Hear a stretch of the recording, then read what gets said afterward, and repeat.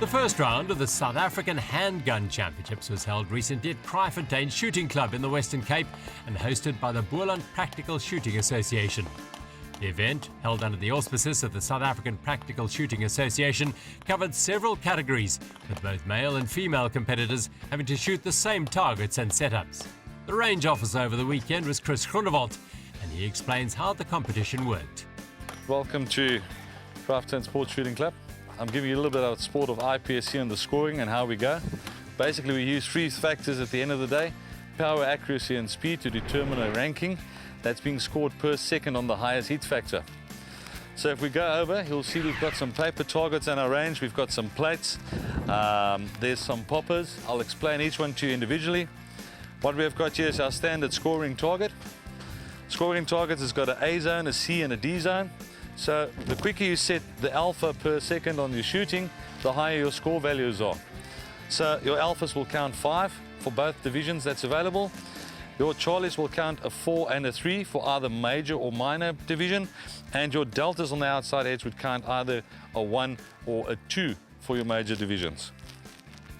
What we have got here, you'll see that we've got a different color target here. This is what they call a penalty target. So it actually gives you a negative scoring value. You do not want to hit those because your points will just go down the tube as you shoot your obstacle course at the end of the day. Then at the back, we have got some square plates. Plates are designed to challenge the guys on accuracy as quickly, as fast as what they can. The pitfall within the plate that's been set is we've put plate protectors in the front of the steel bases that keeps up the actual plate to prevent the competitor from inadvertently hitting the stand and the plate falls down, so that you've got to hit the plate spot on to get where you want to be. Then these items that we got down here is what we call the IPSC poppers.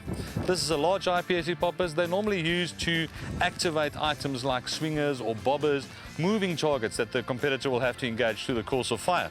In this case, we're going to use the popper to activate the swinger, which will swing left to right, coming out from hard cover. So what the competitor will do is he'll strike this down, it will fall, and it will activate the swinger on the other side. Now that gives a different challenge because now the competitor has got to engage a moving item. All these items are engaged in a natural environment of a shooting area, a platform where you balance from. You will either shoot through tubes or around corners, or you'll have to go in a kneeling or a crouch position. So it becomes very practical as to what you apply at the end of the day into the sport. So there's some athleticism needed for the sport, and as well as a skills development that needs to take place. The sport, as practiced by the South African Handgun Association, includes a number of categories such as classic, open, production optics, revolver and standard. Ladies, men, seniors, super seniors and juniors take part in most of these categories. One of the shooters is Sean Ross, who shares some detail on his specific discipline. I'm shooting production optics. I shoot a Shadow 2, a CZ Shadow 2. It's quite a new model firearm that's come out, but we put a red dot optic on the rear sight.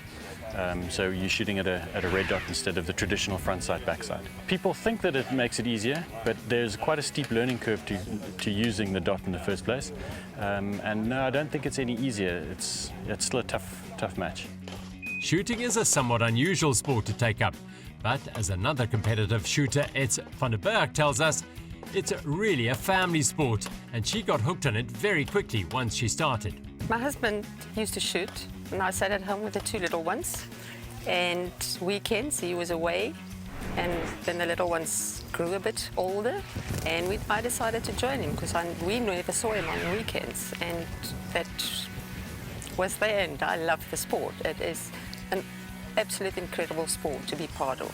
We're a big family, friendly, from all walks of life. Reaching the top in shooting is very similar to climbing the ladder in any other sport, be it professional or amateur. The time and energy required to learn and perfect the skills and put in the training and preparation is immense. Eds gives us an insight into just what it takes. It depends what you do. You have to do your accuracy. You have to work on that, and that can take 1 hour to 2 hours. And then you have to practice your come and go. You have to sprint and stop. You have to be able to do all those things. Going down, getting up. So it's very physical as well. Probably, most people that still have a day job, they do it Saturdays. And then every other Saturday you might have a match to shoot, and that's also part, because then you get the beeper time, like we call it. It's actual shooting a stage, which is much more practice than just doing it on your own. Competitive shooting is by no means restricted to the older generation. Some of South Africa's top performers are young men and women like Alexis Bierman. Currently, I am the South African Ladies Open Champion. I've held that title for 3 consecutive years. And I'm also the Ladies Open Africa Area Champion, also 3 times. There were close on 100 competitors who took part in the competition at Kraaifontein.